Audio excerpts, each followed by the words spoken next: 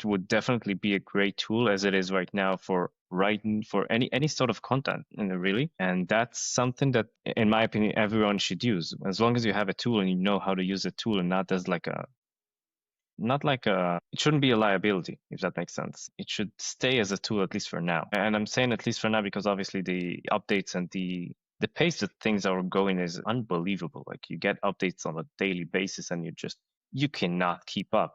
You just cannot. And honestly, I mean, if you can't beat them, join them in a way. There's no way to fight it anymore. You just need to know how to use it, but for your own good and to keep your authenticity in it. That's one of the main reasons why we still recognize AI music, even if it's just instrumental or stuff that it's not too easy to recognize, because it still lacks emotion. It still lacks the authenticity that a human being can put into a song or into a text as well. Or even though a text might be a bit harder, but still, we can still feel it. I can attest for myself. I've had posts on LinkedIn where not myself that I read that other people posts where I can clearly see where AI took this part, but you can, and I'm saying it in a good sense, you can see and you can read it and you can feel where is the AI and where is that person, because the authenticity, it's like it's different. It clicks. I can relate to it. It resonates differently.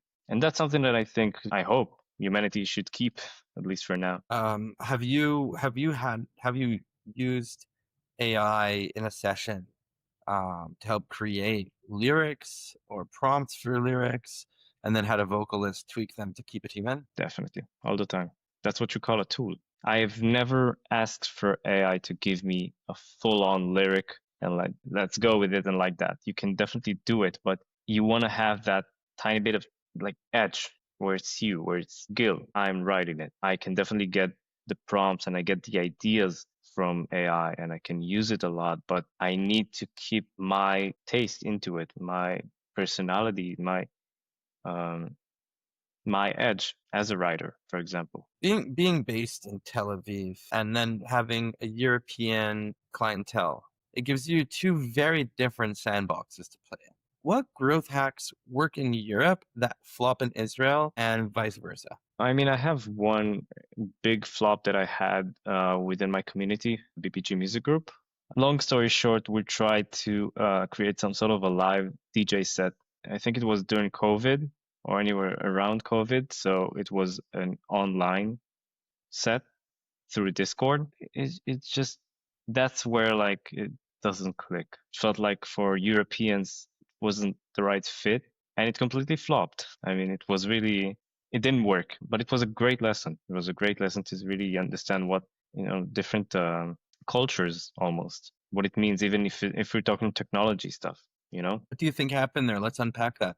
it's kind of like WhatsApp. If you take it, for example, Israel loves WhatsApp, but if you go to the United States, I don't think you have a lot of WhatsApp in there. Maybe in Europe you have a little bit more, but there are different countries that use different platforms, and it's definitely not something that. If I'll take Discord for example, it's not that popular in all of Europe, and I think this is the main obstacle that I faced with this specific one. It just wasn't there. Maybe if it was a different platform, it would work, but I guess I'll have to retry it in order to know this answer. What's the difference between launching a single on, say, a Dutch radio versus an Israeli playlist? A lot, a lot.